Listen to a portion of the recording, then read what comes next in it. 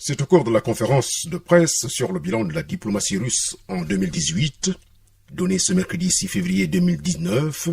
que l'ambassadeur de la Fédération de Russie au Gabon, Dmitry Kurakov, a souligné la solidité des liens amicaux entre Moscou et Libreville.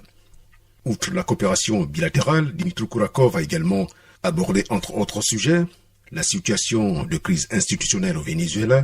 une crise que l'on peut qualifier de nouvel affrontement entre Moscou et Washington,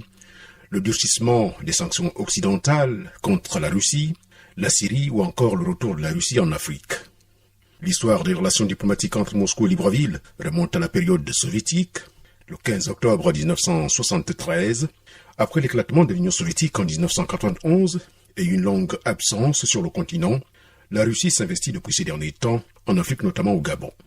En matière de coopération dans le domaine de l'éducation, par exemple, plus de 450 jeunes Gabonais ont été formés dans les universités et grandes écoles de l'ex-Union soviétique et de la Fédération de Russie, et chaque année, le gouvernement russe octroie une dizaine de bourses d'études aux citoyens gabonais.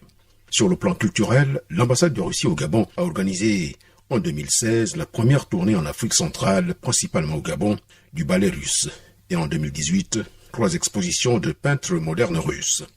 À cette occasion, une convention de don de 7 tableaux destinés au futur musée de l'art contemporain de Libreville a été signée par l'ambassadeur russe Dmitry Kurakov et le ministre gabonais de la Culture Alain-Claude Bilibinze. Malgré le volume assez modeste des échanges commerciaux, les deux pays observent une dynamique positive dans ce domaine, tel que le démontrent d'ailleurs les statistiques officielles.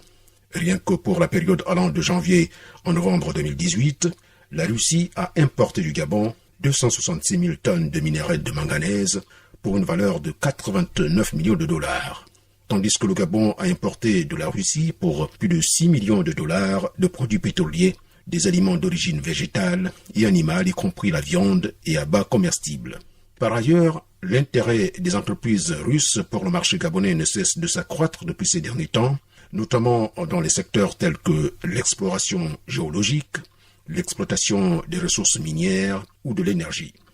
Dans le domaine des hydrocarbures, la société russe Zarubezhneft, qui a déjà eu plusieurs négociations à Libreville, compte s'implanter au Gabon. Sur le plan bilatéral, les deux pays entretiennent le dialogue politique qui se caractérise par une convergence sur de nombreux dossiers régionaux et internationaux, notamment en ce qui concerne le renforcement de la sécurité, de la paix et du développement en Afrique. Ce dernier aspect avait d'ailleurs été évoqué le 15 juillet 2018 à Moscou entre les présidents russes et gabonais, Vladimir Poutine et Ali Bongo Ondimba, et à cette occasion, le chef de l'État gabonais avait salué l'implication de la Russie dans la résolution de la crise politique et militaire en République centrafricaine. En effet, grâce au soutien de la Russie et du Soudan, les protagonistes centrafricains sont parvenus le 5 février 2019 à Khartoum à un accord de paix en RCA, un pays déchiré depuis de longues années par un conflit entre différents groupes armés. Avant Ali Bongo Ondimba, Vladimir Poutine avait reçu en avril 2001 au Kremlin feu président Omar Bongo Ondimba en visite d'État pour la première fois en Russie depuis l'établissement des liens diplomatiques entre les deux pays.